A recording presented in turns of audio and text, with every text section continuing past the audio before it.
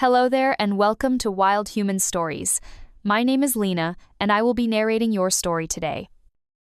I got stuck in a snowy mountain cabin with my strict alien boss. The shuttle groaned one last time before the engine core went dark, leaving the interior in a terrifying, icy silence. Archer kicked the emergency release on the hatch, and the door fell away into a wall of swirling white. The wind howled like a wounded beast as it rushed into the cabin. Vaylin sat frozen in her command chair, her violet skin turning a sickly shade of gray as the flash freeze hit the cabin. Her long, pink hair was already frosting over, and her pointed, elf-like ears twitched with a frantic, involuntary rhythm. "We have to move now," Archer shouted, his voice cutting through the roar of the blizzard. "The locator beacon is dead, and the heater is a paperweight," he added, moving to unbuckle her restraints. Vaylin looked at him with wide, golden eyes, her usual mask of cold, professional superiority shattered by the sudden onset of hypothermia. "The tech is offline," she whispered, her teeth chattering so hard the words were almost unintelligible. "We cannot survive without the environmental stabilizers, Archer," she stated, clutching her datapad as if it could still save her. Archer didn't argue. He grabbed her by the shoulders and hauled her out of the chair. Humans were the only species in the sector who didn't rely on internal thermal regulators, a biological quirk that most aliens found unsettling. To him, this was just a very bad day at the office. To her, it was the end of the world. He threw his heavy survival coat over her thin, silk-like robes. "I saw a structure on the way down," he said, his breath a thick cloud of steam. "It is an old mining cabin about half a mile north," he explained, tucking his arm under hers to keep her upright. "You are going to walk, or I am going to carry you, but we are not staying here to become ice sculptures," he commanded, his tone brooking no argument from the woman who had spent the last 3 years giving him orders. The trek through the knee-deep snow was a grueling test of human endurance. Vaylin stumbled every few feet, her lithe, athletic frame not built for the resistance of the drifts. Archer became her anchor, his boots digging into the permafrost with a stubborn strength that seemed to ignore the biting wind. Her purple skin was cold to the touch even through the layers of his coat. "Keep your eyes on me," he muttered, his hand gripping her waist to pull her through a particularly deep patch. "Do not let the sleep take you," he warned, noticing her eyelids drooping. Vaylin leaned into him, her head resting against his shoulder. The heat radiating from his body was a revelation to her. She had always viewed humans as loud, messy, and overly emotional, but right now, his warmth was the only thing that felt real. "How are you still warm?" she asked, her voice a faint rasp against his neck. "Your heart, it is beating so fast," she noted, feeling the rhythmic thrum against her side. "That is just a human engine running at full tilt," he replied, spitting a bit of ice from his lip. "We are built to burn, Vaylin," he said, his grip tightening as they finally reached the silhouette of the cabin. The structure was old, made of thick synthetic logs that had weathered a century of storms. He kicked the door open, the rusted hinges screaming in protest, and practically threw her inside. The air was still, but it was just as cold as the outside. He slammed the door shut and dropped the heavy bar into place. Vaylin collapsed onto a dusty bench, her body shaking with violent tremors. "We are still going to die," she whimpered, looking around at the dark, empty room. "There is no power here," she observed, her voice filled with despair. Archer didn't answer. He was already moving, his hands searching the corners of the room for anything that could be used for fire. "We are not going to die," Archer said, his voice echoing in the small space as he gathered a pile of old, discarded shipping crates. He smashed one against the floor, the wood splintering into usable kindling. Vaylin watched him with a mixture of confusion and awe. In her world, heat was something that was toggled on a screen. The idea of creating it from nothing was a mythic concept. Archer pulled a small, manual striker from his pocket. He knelt in the center of the room, his movements calm and deliberate. "What are you doing?" she asked, her elf ears twitching as she watched the sparks fly. "I am making a fire," he answered, nursing a tiny glow in a nest of wood shavings. "It is an old human trick," he added, blowing gently on the spark until a flame licked upward. The orange light flickered across the walls, casting long, dancing shadows. Vaylin crawled toward the warmth, her hands trembling as she held them out toward the growing fire. "It is beautiful," she whispered, the golden light reflecting in her eyes. "It is dangerous, unpredictable, and hot," Archer said, looking up at her. Just like us, he noted, his gaze lingering on her face. The strict, demanding boss was gone, replaced by a woman who looked vulnerable and hauntingly beautiful in the firelight. She reached out, her fingers grazing his hand. "You are not like the others," she said, her voice softening. "The other species, they would have waited for the rescue teams that will never come," she admitted, shivering as the heat began to seep into her bones. "Humans do not like waiting," Archer replied, standing up to feed more wood into the fire. "We prefer to take matters into our own hands," he stated, his shadow looming large over her. The fire grew, filling the cabin with a dry, smoky heat that began to thaw the frost on the windows. Vaylin shed Archer's coat, her thin robes clinging to her curves as the moisture from the snow melted. She looked at Archer, who had removed his own outer layers, leaving him in a dark, form-fitting thermal shirt that highlighted the hard lines of his chest and shoulders. "You are starring," Archer said, a small, knowing smirk playing on his lips. "I am observing," Vaylin corrected, though her violet cheeks deepened in hue. "Your physiology is fascinating," she added, trying to regain her professional composure. "Is it?" he asked, stepping closer into her personal space. "Most of the High Council thinks we are just aggressive pack animals," he noted, his voice dropping an octave. Vaylin looked up at him, the height difference between them making her feel small and protected. "They are wrong," she whispered, her hand moving instinctively to his chest. "They do not understand the intensity of your drive," she said, feeling the heat of his skin through the fabric. Archer reached down, his fingers catching a lock of her pink hair and tucking it behind her pointed ear. "And what about you, Vaylin?" he asked, his thumb grazing the sensitive skin of her jawline. "Do you understand it?" he questioned, his gaze locked onto hers. She felt a shiver that had nothing to do with the cold. "I think I am beginning to," she replied, her breath hitching as he leaned in. The storm outside was forgotten, the cabin becoming a private universe fueled by the scent of wood smoke and the electric tension between them. "Archer," she breathed, his name sounding like a prayer on her lips. "Yes," he murmured, his face inches from hers. "I am still very cold," she said, a playful, desperate spark in her eyes. "Then we should do something about that," Archer said, his voice low and heavy with intent. He didn't wait for her permission. He reached out and pulled her into his lap, his large hands anchoring her against his heat. Vaylin gasped, her legs wrapping around his waist as she sought the source of the warmth. She was all lithe grace and soft, violet skin, a stark contrast to his rugged, solid frame. "This is highly unprofessional," she whispered, even as she pressed her chest against his. "The HR department is 500 light-years away," Archer replied, his hands sliding down to her hips. "I think we can waive the protocol for one night," he added, his teeth grazing the pulse point at her neck.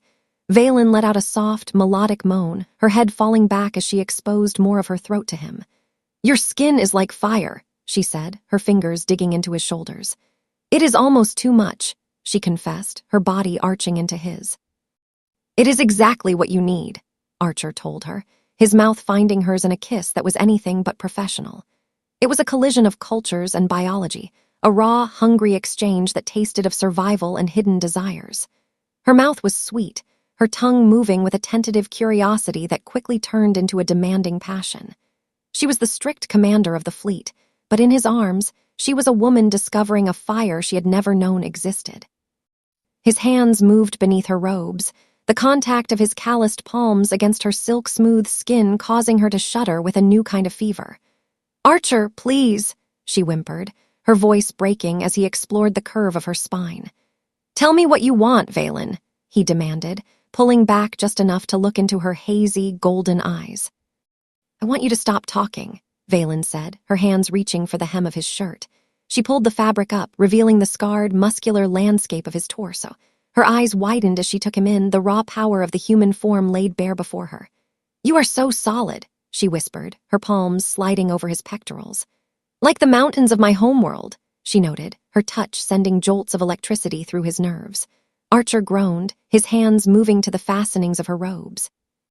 "You have no idea how long I have wanted to do this," he admitted, his voice a rough growl. "Since the first day you walked into the hangar and told me my logistics report was 3 minutes late," he confessed, his fingers working the delicate buttons. Vaylin let out a small, breathless laugh. "It was 4 minutes late," she corrected, her voice trailing off as the robes fell away, pooling around them on the dusty floor. In the amber glow of the fire, she was a masterpiece of violet and pink, her body lithe and perfectly formed. Archer felt a surge of protectiveness mixed with an all-consuming lust.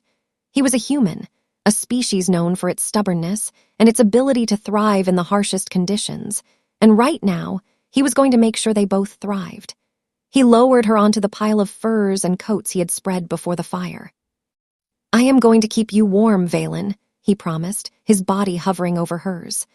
"I am going to make you forget there is a storm outside at all," he vowed, his hands beginning a slow, deliberate exploration of her body. She reached for him, her nails grazing his back. "Do not be gentle," she whispered, her eyes dark with a hunger that matched his own. A sudden, heavy thud against the cabin door shattered the moment. The wood groaned, and the heavy bar rattled in its sockets.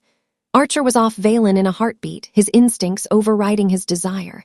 He grabbed a heavy iron poker from the fireplace, his eyes narrowing as he faced the door. "What is it?" Vaylin asked, scrambling to pull her robes around her, her face pale. "A frost stalker," Archer replied, his voice cold and focused. "The fire must have drawn it in," he added, motioning for her to stay back. Another crash shook the cabin, and a massive, white-furred claw splintered through the wood of the door. The beast let out a low, vibrating growl that made the floorboards tremble. "It will break through," Vaylin cried, looking for a weapon she didn't have. "Not while I am breathing," Archer said, stepping toward the door. He didn't have a blaster or a shield, but he had the leverage of a human who refused to lose. As the beast forced its head through the widening gap, Archer didn't flinch. He waited for the precise moment the creature overextended. With a shout that was more of a war cry, he drove the red-hot iron poker into the beast's shoulder. The stalker shrieked, a sound of pure agony, and recoiled from the door. Archer didn't stop.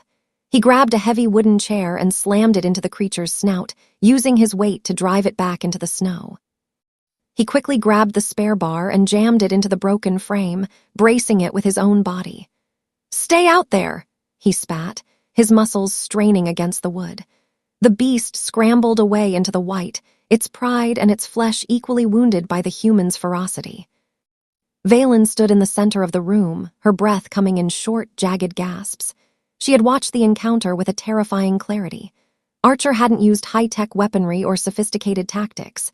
He had used sheer physical force and a refusal to be prey. "You fought it off," she said, her voice trembling with a mixture of fear and intense attraction. "With a piece of metal and a chair," she noted, shaking her head in disbelief. Archer turned away from the door, his chest heaving, his skin slick with sweat despite the cold. "I told you," he said, dropping the poker. "Humans do not like to wait for things to happen to them," he reminded her, wiping a streak of soot from his forehead. He looked at her, and the adrenaline from the fight bled back into the heat of their previous encounter. The danger had only heightened the tension. Vaylin didn't say a word.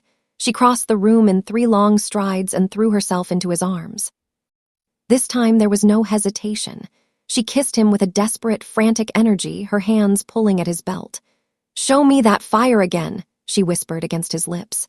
"I want to feel everything you are," she demanded, her body molding to his. Archer lifted her up, his hands gripping her thighs as he carried her back to the fire. "You are going to feel it, Vaylin," he promised, lowering her onto the furs.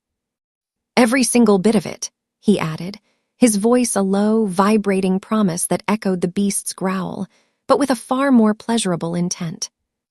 The hours that followed were a blur of heat, light, and the rhythmic sound of the storm outside. In the sanctuary of the cabin, Archer showed Vaylin the true meaning of human ingenuity. It wasn't just about building fires or fighting off predators. It was about the depth of their connection and the stamina of their passion. Vaylin discovered that her body could reach heights of pleasure she had never imagined, driven by the steady, unyielding rhythm Archer provided. She felt his heart beating against her back, a constant, reassuring drum. "Why are you so different?" she asked later, her voice sleepy and content as they lay tangled together under the coats. "Every other species we have encountered seeks balance, Archer," she explained, her finger tracing a scar on his arm. "But humans you seek to overcome," she noted, looking at him with a new sense of wonder. "We are a restless species, Vaylin," Archer replied, pulling her closer. "We don't just want to survive the storm, we want to own it," he said, his voice filled with a quiet pride. "The galaxy is a cold place, and we have spent a long time learning how to stay warm," he added, kissing the top of her head. Vaylin closed her eyes, feeling the security of his arms. She realized then that her strictness, her coldness, had been a defense mechanism against a universe that felt too big and too indifferent. But with Archer, the universe felt manageable. "I think the Council needs to reevaluate its stance on human ambassadors," she whispered, a small smile touching her lips. "Is that right?" he asked, his hand moving lazily over her hip. "Yes," she said, shifting to look at him. "They need to understand that a human's greatest strength isn't their tech," she stated. "It is their heart," she finished, placing her hand over his. As the first light of dawn began to bleed through the cracks in the cabin walls, the distant whine of a rescue shuttle's engines broke the morning silence. Archer sat up, his eyes immediately going to the door. "They are here," he said, his voice lacking the relief one might expect. Vaylin sat up beside him, her pink hair a mess of tangles, her violet skin glowing in the early light. "Everything will go back to normal now," she said, her voice tinged with a sudden sadness. "The reports, the protocols, the hierarchy," she listed, looking at the robes she had to put back on. Archer turned to her, his expression serious. "Nothing is going back to normal, Vaylin," he told her, taking her hand in his. "You are still my boss on the ship, but in here we were equals," he reminded her. "I don't think I can go back to just being your logistics officer," he admitted, his gaze unwavering. Vaylin looked at him for a long moment, the strict commander fighting with the woman who had been transformed by the night. The commander lost. "Then don't," she said, her voice firm. "I need a deputy who isn't afraid to tell me when I am wrong," she added, a familiar spark of authority returning to her eyes, but this time it was tempered with warmth. "And someone who can keep me warm when the environmental systems fail," she noted, leaning in for one last, lingering kiss. "I think I can manage that," Archer replied, standing up to help her dress. The door to the cabin was kicked open from the outside, and a team of armored guards rushed in, their blasters drawn. They stopped dead at the sight of the fire, the dead beast outside, and their commander standing calmly beside her human officer. "Director Vaylin, are you harmed?" the lead guard asked, his voice full of concern. Vaylin straightened her robes, her elf ears held high with newfound confidence. "I am perfectly fine," she stated, looking at Archer with a secret, knowing smile. "Thanks to the exceptional ingenuity of my staff," she added. "Now let's get off this rock. We have a galaxy to wake up," she commanded, walking out into the snow with Archer right by her side, neither of them ever looking back at the cold again.